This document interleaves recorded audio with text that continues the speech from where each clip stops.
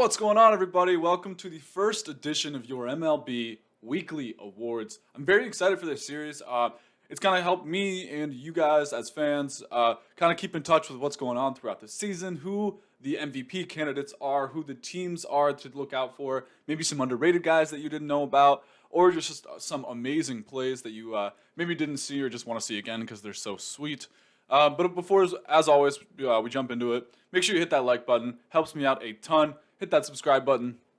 On the grind to 1,000 subscribers at some point here eventually. Trying to make money moves, of course, that's the dream. And then also hit that notification bell so you don't miss when every video goes live. And as always, my Discord server is going to be linked in the description below. Make sure you join that. And then the podcast and my social medias, of course, Twitter and Instagram. Always in the description below, so make sure you check those out as well to keep tabs on everything that I do. And of course, I stream over on Twitch as well at twitch.tv/McMiller42. So let's just jump right into these weekly awards. It's been an incredible week. Some of these awards might make you guys mad because so many people are eligible for them. Like, you can make an argument for a lot of different people. Your player of the week, game of the week, team of the week, all of that stuff. But I'm just going to start it off with the game of the week because it's the most recent thing that happened. Anytime you throw your franchise's first no-hitter, it's going to be the game of the week. I wish I was able to watch it. Of course, Joe Musgrove, as you can see here, finished off the no-hitter yesterday. He was only a hit by pitch away from completing a perfect game. Still an absolutely dominant performance. Make sure you listen to the Diamond in the Rough podcast. If you haven't, I was raving about Joe Musgrove over the offseason. Of course, I didn't know he was going to throw a no-hitter, but he's looked nasty so far as a San Diego Padre, and I'm happy for him. So that's my game of the week. I could have picked him as my player of the week, but it's kind of hard to pick a pitcher as your player of the week because he obviously only had one, maybe two starts. That's why I'm going to go with game of the week being the San Diego Padres' first franchise no-hitter, and very close to being a perfect game. A perfect game hasn't been thrown in nearly a decade. It's been 9 years since Felix Hernandez did it. Hopefully, we'll be able to see history this at some point this season. Maybe it'll be Joe Musgrove. He faces the Texas Rangers again. We will see. My team of the week. This one was, when I was thinking about making this, I didn't realize that this team had been so hot and been so dominant. But the Cincinnati Reds are my team of the week. They've played 7 games so far this season. It's just one 7-game good stretch. Doesn't necessarily make them a World Series contender, but they have looked really good. The Cincinnati Reds, they have just been top tier offensively thanks to guys like Nick Castellanos and Tyler Naquin. Naquin is just raking for them. So is Nick Castellanos. He's gotten that whole team hyped up. They lead the league in many offensive categories, which is not what we saw last year. Last year, they struggled a lot offensively. They lead the league in OPS as a team, slugging percentage as a team. On base, they're close. They're second in on base percentage. They lead the team in batting average. As a team, they have over 300 batting average. They have 15 team combined home runs, with, of course, Castellanos and Naquin having most of those. And looks like they're third place in hits with 76. They've just been incredible offensively, and that's definitely helped them be at 6-1 so far on the season. Again, this is just as surprising to me as it is probably to you guys watching this. Maybe you didn't realize they were 6-1, because I didn't until I made today's MLB Daily preview. Make sure you go check that out.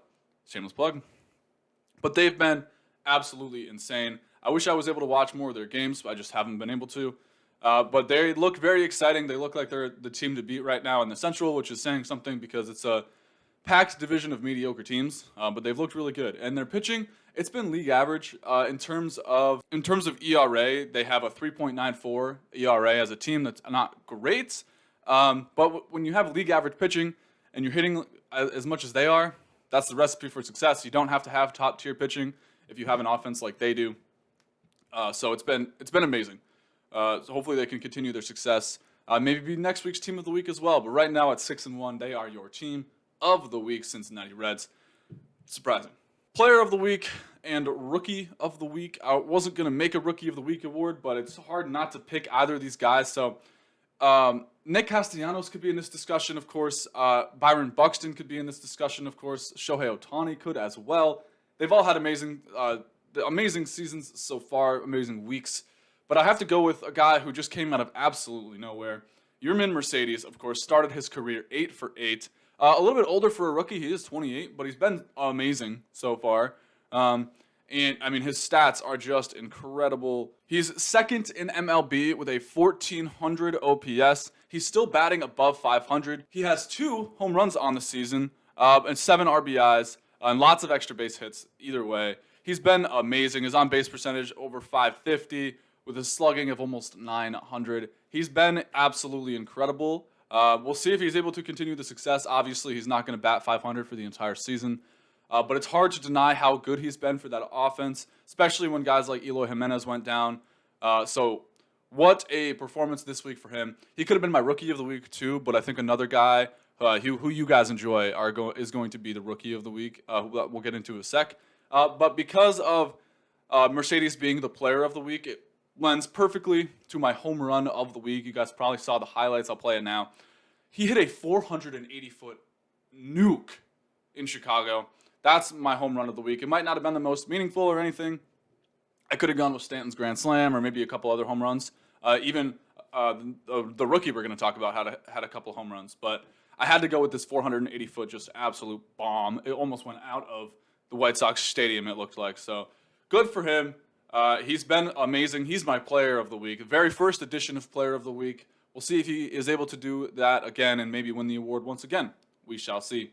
But he's got my Player of the Week and Home Run of the Week credentials. And then my Rookie of the Week, gotta go with Akil Baddoo, no? I mean, this is a guy that the Twins gave up on.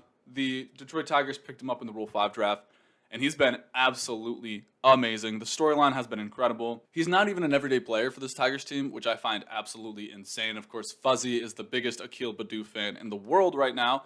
He's been on that train for a while. But he's batting .385. He hit a home run in his first ever pitch seen in the major leagues. Of course, he also hit a grand slam. He has thrown runners out from the outfield, made great catches out there. He has been incredible. Like I said, I could have gone with Mercedes for this award as well, but it felt like I needed to honor Baddoo in his performance. So what a performance he's been able to have so far for this Tigers team. Absolutely made a name for himself. He's only 22 years old. We'll see if he's able to crack that everyday roster for the Tigers. I don't know why he's not playing every day. Tigers fans, let me know. But so far, he's already got 5 hits and 13 at-bats, scored 2 runs, got his first Major League stolen base, 1,400 OPS. Again, he doesn't qualify for the league leaders because he hasn't played every day, but he's been amazing. It's been an awesome storyline to watch. So this is very, very exciting for the Tigers and Akil Baddoo, and of course, Fuzzy. Now, my Play of the Week, this final award. Again, there are a lot of different plays I could have gone with, but for me, this one just made my jaw absolutely drop. He almost made it look easy, and it was. I know that most people couldn't even jump in the air as high as he did. I have to go with Randy Arozarena robbing Hunter Renfroe of an extra base hit in Fenway. Just all-out dive. I'm sure you guys have seen the highlights. It's already in contention for Play of the Year. I could have gone with a few more things. Dieter Gregorius made a really nice catch. There's some other plays that could have been in this conversation, but I had to go with that. It was a do-or-die play. If he doesn't make that play, the Red Sox score a run at least. Hunter Renfroe has an extra base hit, and he could have hurt himself, but he didn't, of course. So it's just an absolutely sheer athleticism of a play, just absolutely incredible to watch. I love watching that play over and over and over again. It's been awesome.